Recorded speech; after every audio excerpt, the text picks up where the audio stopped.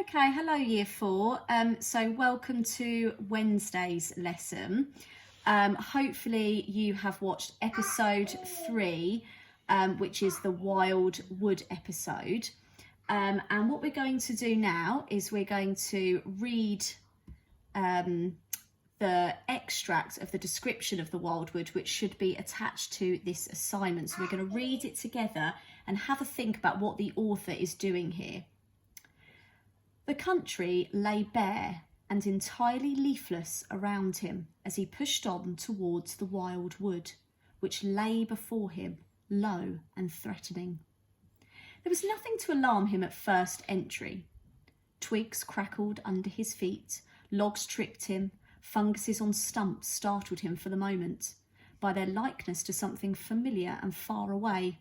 But that was all fun and exciting. It led him on, and he penetrated to where the light was less, and trees crouched nearer and nearer, and holes made ugly mouths at him on either side. Everything was very still now. The dusk advanced on him steadily, rapidly, and the light seemed to be draining away like floodwater. Then the faces began. It was over his shoulder that he first thought he saw a face, a little evil wedge-shaped face looking out at him from a hole. When he turned and confronted it, the thing had vanished. He quickened his pace, telling himself cheerfully not to begin imagining things, or there would simply be no end to it. He passed another hole, and another, and another, and then yes, no, yes. Certainly a little narrow face with hard eyes had flashed up for an instant from a hole, and was gone. Then suddenly every hole, far and near, seemed to possess its face, all hard-eyed and evil and sharp. Then the pattering began. He thought it was only falling leaves at first, so slight and delicate was the sound of it. Then as it grew, it took a regular rhythm, and he knew it for nothing else but the pat, pat, pat of little feet still a very long way off. As he listened anxiously, leaning this way and that, it seemed to be closing in on him. The whole wood seemed to be running now, running hard, hunting, chasing, closing in around something or somebody. In panic, he began to run and ran into things. He fell over things and into things. He darted under things and dodged round things. At last, he took refuge in the deep, dark hollow of an old beech tree. And as he lay there, panting and trembling, and listening to the whistlings and the patterings outside, he knew it at last. That thing which the rat had tried to shield him from, the terror of the wild wood. Now, what do we think the author is doing here? Now, he's building tension, and he uses lots of different techniques to build the tension and the suspense. So I'm going to show you a colour-coded list of all the ways, all the techniques that the author creates and builds the tension and suspense.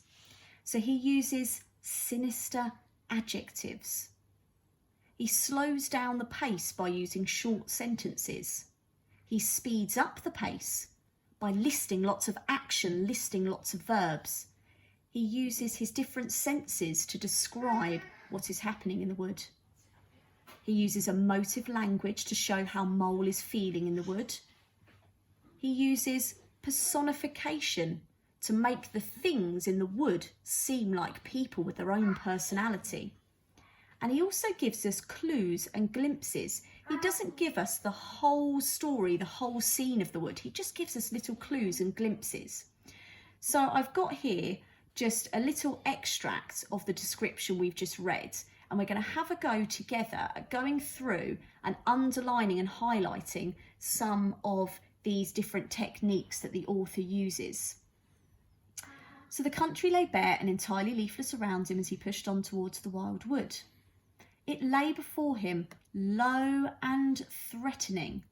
So he's used quite a dark, sinister adjective there, low, threatening. There was nothing to alarm him at first entry. Twigs crackled under his feet. So he uses his senses. He describes the noises that Mole can hear. And then trees crouched nearer and nearer. He's speeding up the pace there. So we're going to underline or highlight that one.